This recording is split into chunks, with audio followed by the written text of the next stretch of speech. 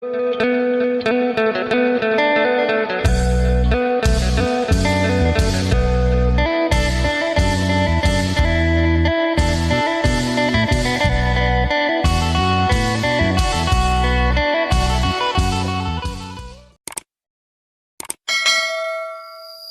สบายดีและสวัสดีเด้อพ่อแม่พี่น้องFCกันเมื่อสุขูสุคนบ่ว่าทั้งฝั่งลาวทั้งฝั่งไทยหรือต่างประเทศยินดีต้อนรับเข้าสู่ช่องบ่าวจำม่ำอีกแล้วมีแนวมาเซอร์ไพรส์ครอบครัวแม่เฒ่าเนาะพอดีเลยเป็นอย่างมาเบิ่งอันบ่าวจำม่ำกับแม่น้องตะโนเฮ็ดอ้อมหัวสวนพักเนาะพอดีมีอ่าป้าเพิ่นมีของขวัญพิเศษให้เนาะบ่ฮู้เป็นหยังไปรุ่นนำกันเลยเด้อก็ดีใจนำแม่เฒ่าแล้วก็บ่าวนำนะ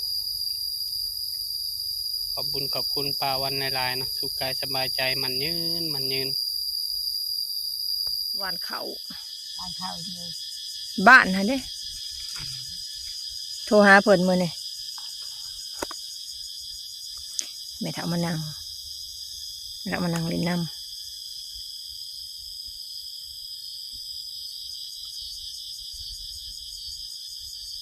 เพิ่นว่าเบิดเดือนผู้เพิ่นมาเครื่องหนึ่งหาสีดำเครื่องหนึ่งหาหวานเอาพี่โน่พุ่นนะพระเฒ่าคูณเออฮักกะฝนตกฮักกะฮักกะตกวานนี่หวานนะบอกหวานแล้วเพิ่นว่าหวานเครื่องหนึ่งยังเครื่องหนึ่งเพิ่นว่าดำแม่เพิ่งยังมากคือว่าหมดเดือนนี่วะอยู่โดนหลายว่ามาเฮ็ดทานเนี่ย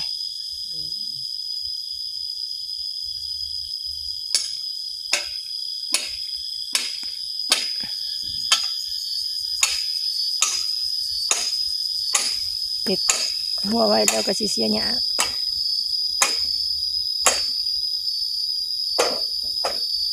แล้วก็ได้2 หาว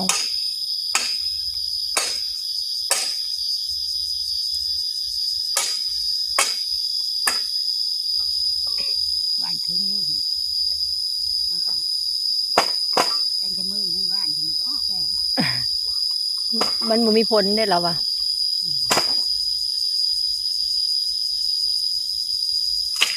เนื้อแตกเลย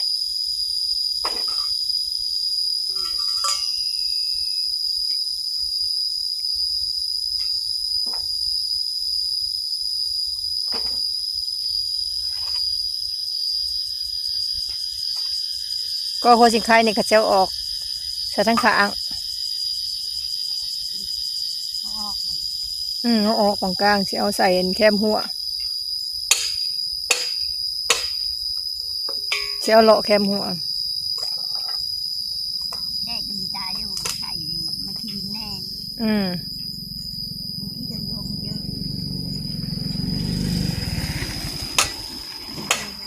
ที่น้อยปูเยอะนี่คือคนมีเยอะแล้วคนปูห้ามดูห้ามเบอร์เลยเจ้าได้ยังกินแรงแม่เฒ่าได้ยังกินแรงแค่น้ำไม้กำลังหมัดหัว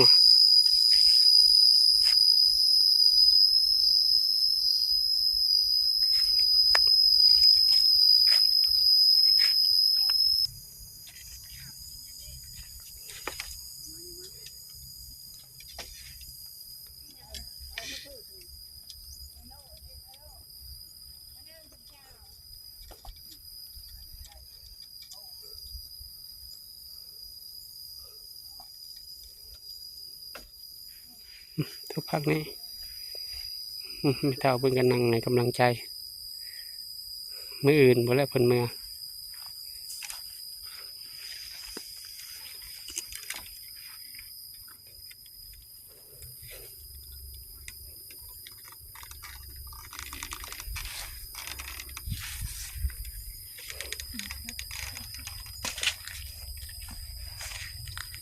น้ำเลย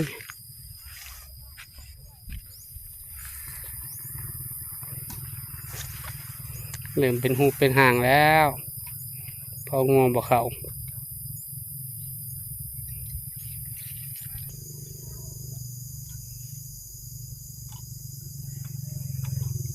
เฒ่าเพิ่นก็มาเบิ่ง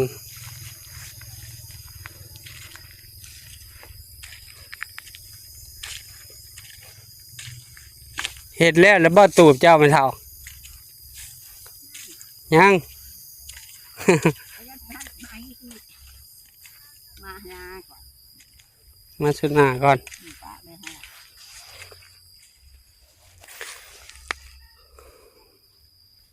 โทรหาเพิ่นแล้วอ่ะถ้ามันโอ้ยยังดนอยู่ได้เพิ่นว่าถ้าฝนตกอีกจังหน่อยเพิ่นว่า อืม หากระโทรได้ปิดเครื่อง อืม เห็นยังบ่เท่าแม่น้องโตโน่เพิ่นโทรน้องแอนนาอาบน้ำบ่แอนนาหาพี่ เฮ้ยเธอร้านมันมาพี่ไอ้พวกไอ้เธอหัน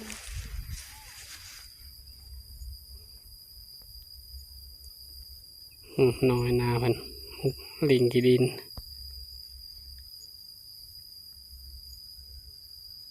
โอ้ได้ละน้ำมันนั่นกะจังที่หันจักมันอยู่ในบ่อ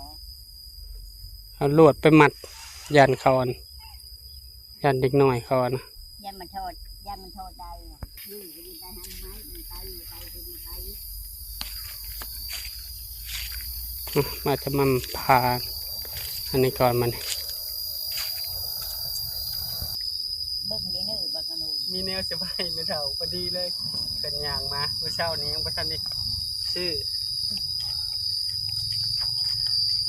ซื้อข้าวซื้อมีซื้อไข่ ป้าเพิ่นก็ได้ฝากเงินมา60ดอลเนาะก็เติมน้ำให้แม่เฒ่าก็180,000มาจะมั่มก็180,000ก็ซื้อข้าวแม่เฒ่า30 โลมาจะมั่ม20โลแม่เฒ่าก็มีไข่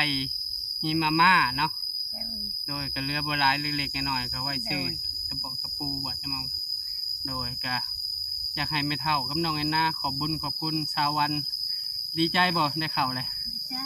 แน่ทอดไข่ทอดหยังกินแรงเนาะไม่เท่าอ่ะฝากขอบคุญขอบคุณ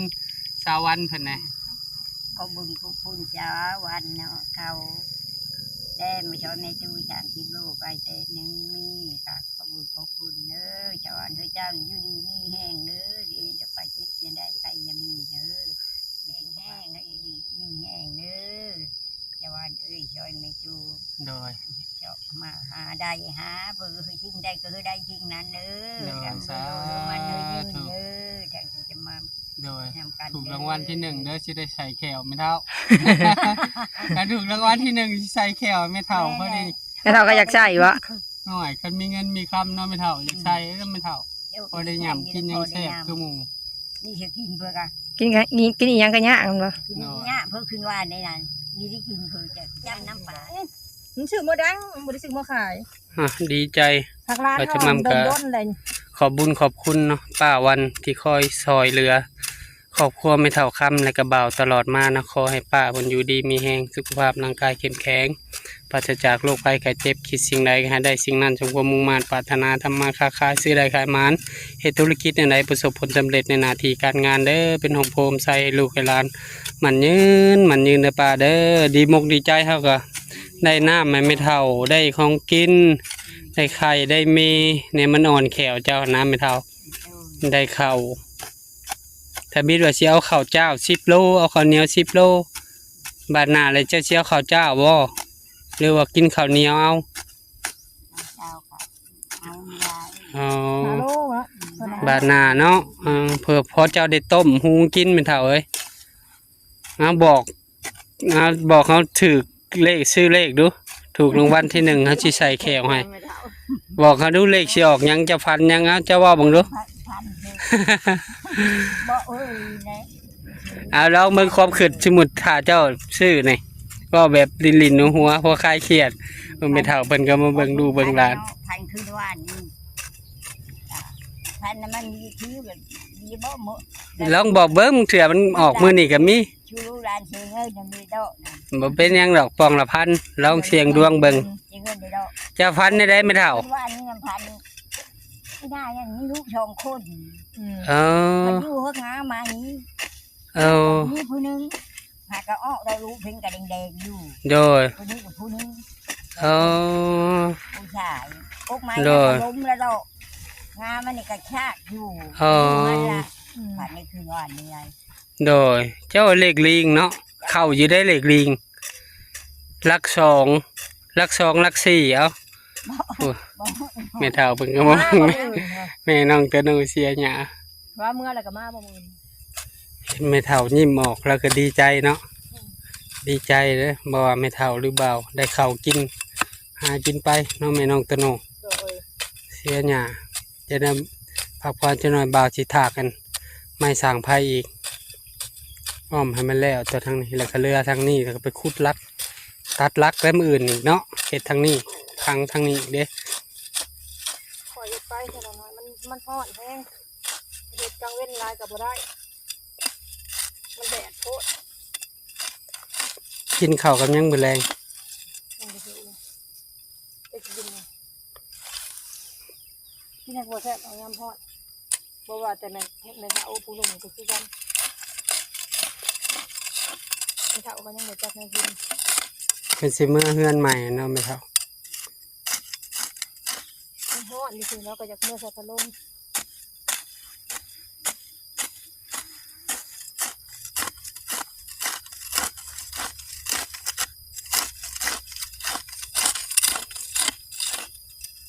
ก็มาค่อยสิจงไว้นี่ค่อยสิจงไว้เห็ดตูบให้เนาะนี่ก็อยากไว้เห็ดตูบเพราะได้นั่งลิ้นใกล้แม่เฒ่าคำบ่เฒ่ามานะครับตัดไม้เอาเห็ดตูบอยู่นี่ข้างก้อนไม้นี่พอได้นั่ง มาหมดเดือนนี่พุ่นแหละ เจ้าโทรหาระหว่างในใดพ่อเฒ่า อันพ่อเฒ่ายังหว่านข้าวอยู่หว่านข้าวครึ่งหนึง โอ้เพิ่นสิดำครึ่งหนึง โรงเรียนดำครึ่งหนึงเพิ่นว่ายังน่ะ อ๋อยัง เพิ่นว่ากระตกวานนี่ว่ะ ยังบ่ทันให้คำตอบว่าสิมามื้อใด เดือนหมดเดือนนี่แหละเพิ่นเดานะ มันเดือนนี้ตอนฮ้อนยามดำนี่กลับเมื่อใหม่ จักยังบ่ฮู้ อ้าวเขาว่าดำครึ่งหนึงเด้ เอาสมมุติว่าหวานเราได้ก้านแล้วก็ดำเลยบัดนี้ อ๋อ ตัวใดมันฉี่เราก็ย้อนเอาแล้วก็ไปดำ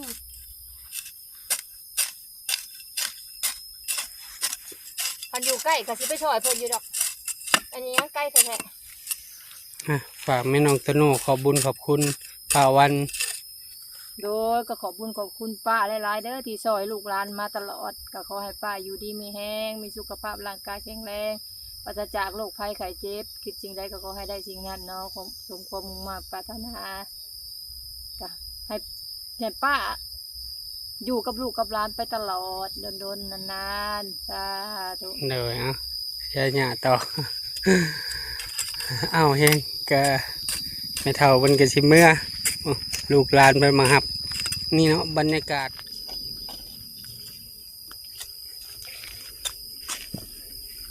ออมหัวมันนี้เอาซ้ำนี้ก่อนเสามาพังรักเอง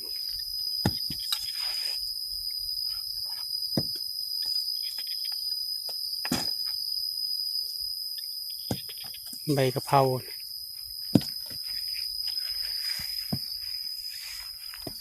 ต้นมะฮูเหี่ยวเลย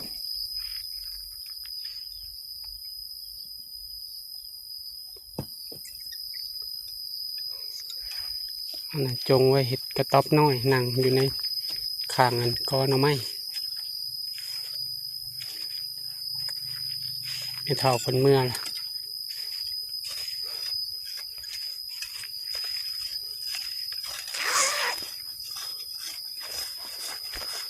เอาหัวแล้วก็ได้ปลูกต้นไม้แล้วได้ปลูกมะม่วงปลูกขนุน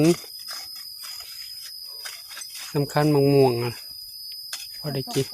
ฮะผลลิ้นผลลิ้นสะก้อนจึงเอามาปลูกเนาะจึงหามาปลูกดินนะโอ้เป็นอาทิตย์เลยเด้นี่ ชิดหนึ่งเลย ฝนบ่ตก ตก2 มื้อที่3ที่4ที่5กับบ่มีฝน ไม้ไผ่ก็มันเอาไว้เห็ดอันรักหัวหน้าบ้านเนี่ยน้อย ยังหน้าบ้านเด้ ยังหน้าบ้านยันงัวเข้ามาใส่ทั้งหน้าบ้านเนี่ย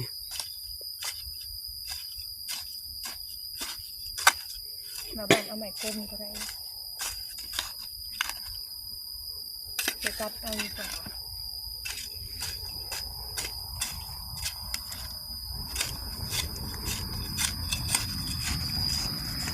คอยคำลงแรงแล้วตะเวนกำลังชิดตกดินงามโอ้ขาถ้าปลูกไม่กินหมากปีหนึ่งก็ยังอยากกว่าใหญ่แต่ได้เนาะเฮ้ยใส่ฝุ่นใส่ปุ๋ยมัน พี่ในคนบ่อยากพี่ ปีนี่ มันทองมือโต๊ะเป็นฉิดเป็นโต๊ะอีกแบบนี้บ่ได้โต๊ะมือ เอาอันบอลนานมันครับก็เอาตัวบอลขี่ฐานเก่าเขาจะมาเห็นเนาะ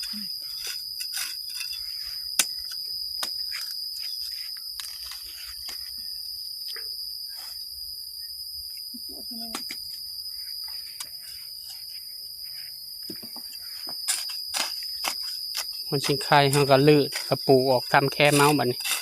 เอาฝนตกก่อนฝนตกจึงลือมันเนาะเฮ้ย เสียเนี่ยก่อน เสียหญ้าซะก่อน ได้มาจักใส่ได้บ่ได้บ่ฮู้ยังบ่ฮู้เลย มันก็หลายปีแล้วได้ ได้ละ2 ปีเพราะว่าซื้อได้เก่าเขา เขาไม่ได้ใส่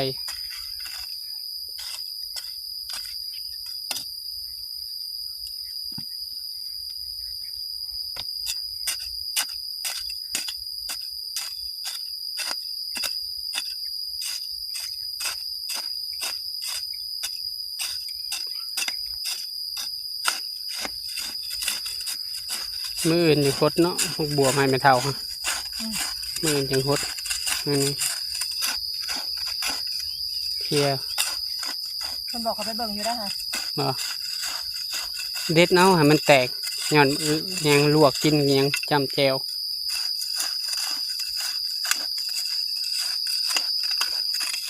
นี่แหละหัวพอได้งัวบ่เขาซ้ำนี่ก็บ่เขาดอกค่ะมันเห็นหัวมันเห็นหัวกันมันก็บ่เขาดอกงัวเนาะเฮ้ย เนี่ยจะแบะแล้ว แบ่เขาก็ชานทีกว่านี้อีกเลยแบ่น่ะบ่ไหว้แบ่น่ะมันต้องในทีกว่านี้อีก เนี่ยมีอะไร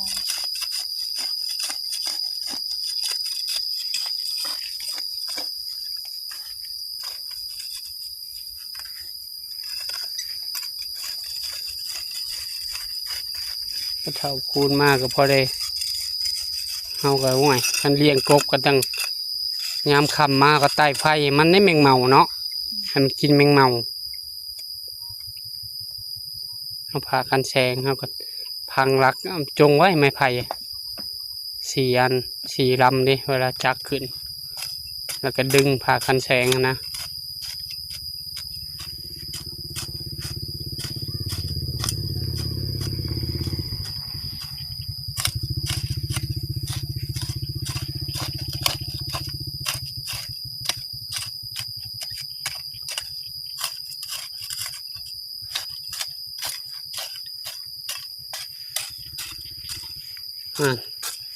คอยกันแรงเลยเสียงเขียดเลยนี่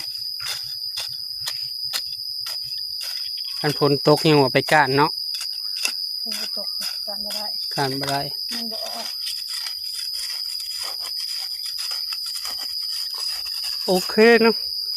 มาวันนี้บาจะมั่มก็ขอบุญขอบคุณพ่อแม่FC ทุกท่านที่เบิ่งคลิปบาจะมั่มแต่ต้นจนจบโดยบ่ขามโฆษณาเพื่อเป็นกำลังใจให้แม่น้องสโน่แล้วก็บ่าวเนาะขอให้พ่อแม่ FC ทุกท่านจงมีสุขภาพร่างกายแข็งแรงเนาะปราศจากโรคภัยไข้เจ็บเนาะคิดสิ่งใดให้ได้สิ่งนั้นสมมุ่งมาปรารถนาทำมาค้าขายซื้อได้ขายมานเฮ็ดธุรกิจอันใดประสบผลสำเร็จในหน้าที่การงาน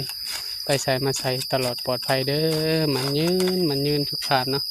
โชคลาภเรื่อยๆเฮงปังๆเมื่อทุกท่านเนาะฝากเป็นกำลังใจครอบครัวบ่าวจะมั่มกดติดตามบ่าวจะมั่มกดไลค์กดแชร์